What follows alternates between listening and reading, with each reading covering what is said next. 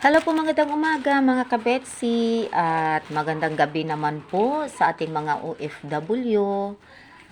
Kumusta po kayong lahat? Sana po ang lahat ay nasa magandang pangangatawan, maganda po ang kalusugan, mga kabetsi.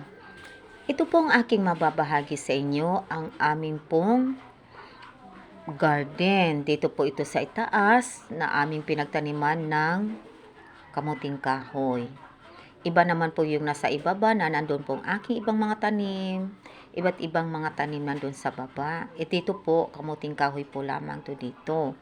Kaso po siguro sa sobrang ulan, ito po nangyari sa aming kamuting kahoy. Hindi po nagkaroon ng laman.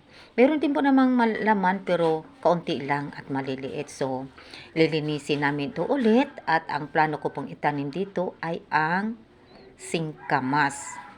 Susubukan ko pong magtanim dito ng singkamas ngayon. Hindi po muna kami magtatanim ng kamuting kahoy ulit kasi po hindi po naging maganda ang kanilang mga laman.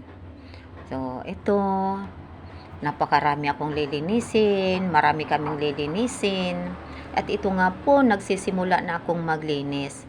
Ang lahat po ng kamuting kahoy dito ay tatanggalin po namin.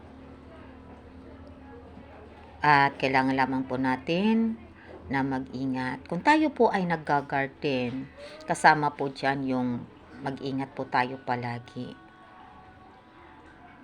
At ganito po kami or ako po kung magputol ng kamuting kahoy. Kailangan po muna natin tanggalin ang mga dahon para po sa pagbunot natin ng puno ng kamuting kahoy, hindi po tayo mahirapan. Yan po, paiksian po natin para po hindi mahirap. Yan po, ganyan po.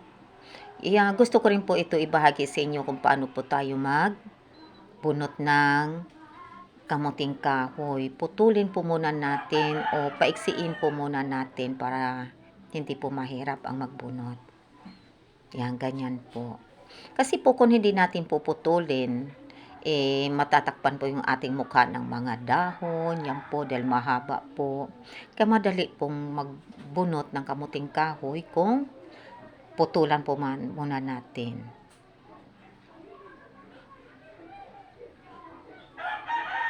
Ayan po.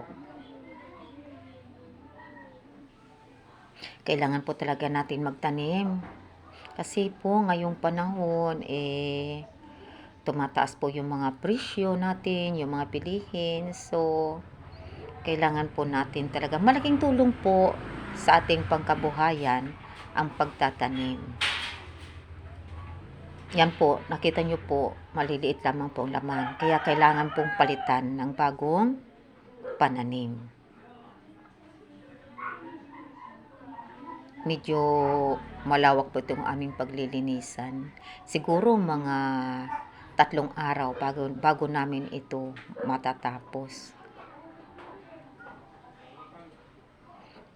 Maraming salamat po pala mga kabetsi sa patuloy ninyong pagsuporta at panunood ng aking video. Napakalaking tulong po nito sa akin na andyan po kayo palagi. Lagi po kayo nakasuporta. Hindi nyo po ako iniiwan. Yan po maliliit po yung laman ng aming kamuting kahoy. At sa atin po palang pag-garden, meron po akong maibibigay sa inyong tips. Kailangan po tayong gumagamit ng tools. Ito po yung tinatawag na bulo. At meron po para po yung lupa natin. Yan po, meron kaming piko, meron po kaming bulo.